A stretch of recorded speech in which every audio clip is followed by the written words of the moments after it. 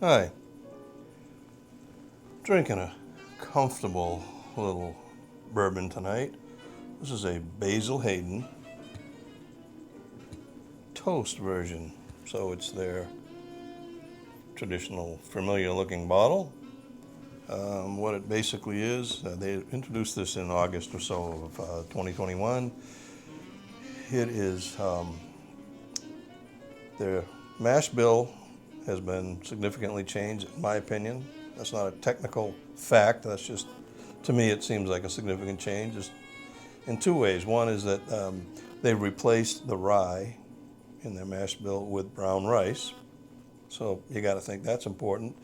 And in the aging process, they actually let it age in barrels that have been toasted, which is where they subject it to a lower heat flame for a longer period of time. Theory is that the heat penetrates deeper into the wood, bringing out some of the more subtle flavors that are hidden in there, as opposed to the charring method. So it sits in that barrel for a while, and then it is finished in a traditional oak charred barrel, as all bourbons are, pretty much all bourbons, and it takes on a little different profile than its big brother or sister, or whatever it is, the straight Kentucky bourbon.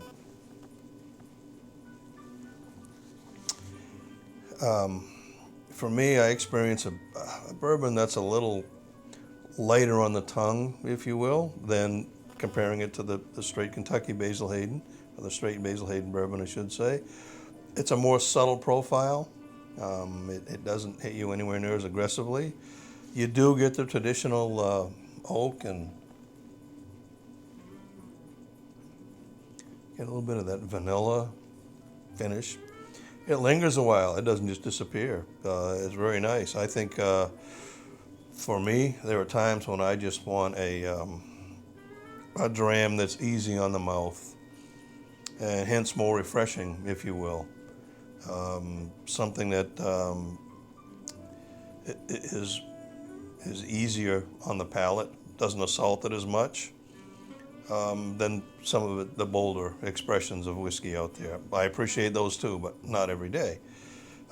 This particular whiskey is a great one to use to introduce new bourbon drinkers to the bourbon experience, because it's easy on the palate. Some people say it's a little bit too easy. I'm not one of those. I think that it just happens to be a particular expression that they've come up with that has a place in the market, certainly has a place on my shelf. It'll always be there. I like to share it with people. And for the most part, I think people really enjoy it. I'm pairing it with a Cohiba Connecticut. I like Cohiba cigars, not exclusively. They're one of the many that I smoke, but they're always well made. They're very consistent. This one's pretty impressive. Connecticut wrapper makes all the difference in the world, and I'll talk about that in a minute.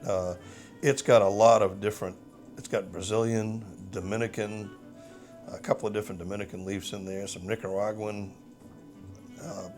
fillers, if you will, and then the great Ecuadorian wrapper. It's a nice looking cigar. Probably can't see that as much with this particular setup, but like all Cohibas, it's well made, it's tightly wrapped, it draws very well, yields an appropriate amount of smoke.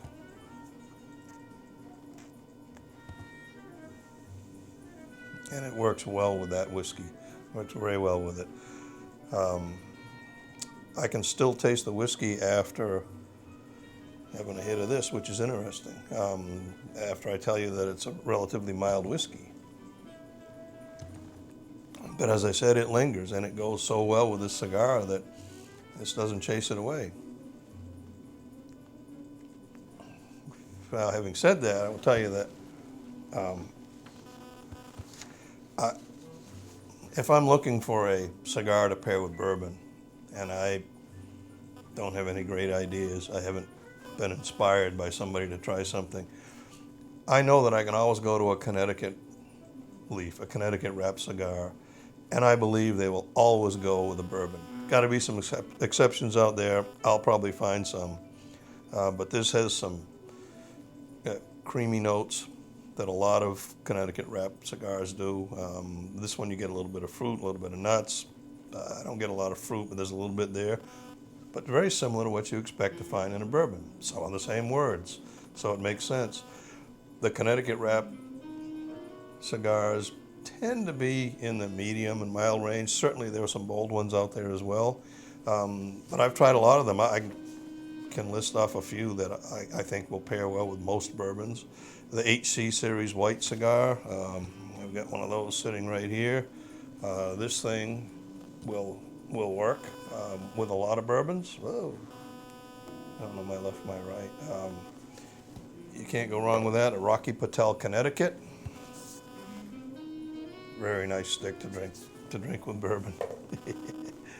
Acid Toast. Some people might think that's an odd choice. It's a flavored cigar, but it really goes well with this particular bourbon. Guess what? They both have a last name of Toast. Must be something to that. And then another one another toast that I drink a lot, smoke a lot when I'm drinking bourbon is, of course, the Alec Bradley Toast, which I've talked about before.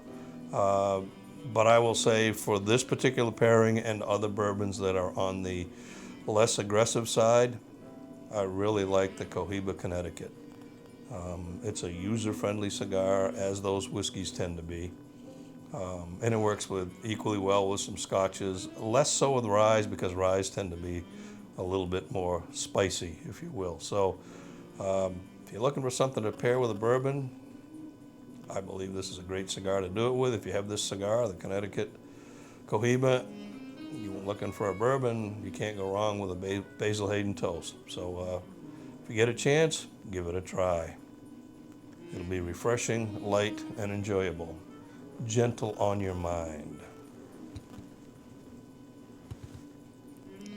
And on your tongue. Have a great evening.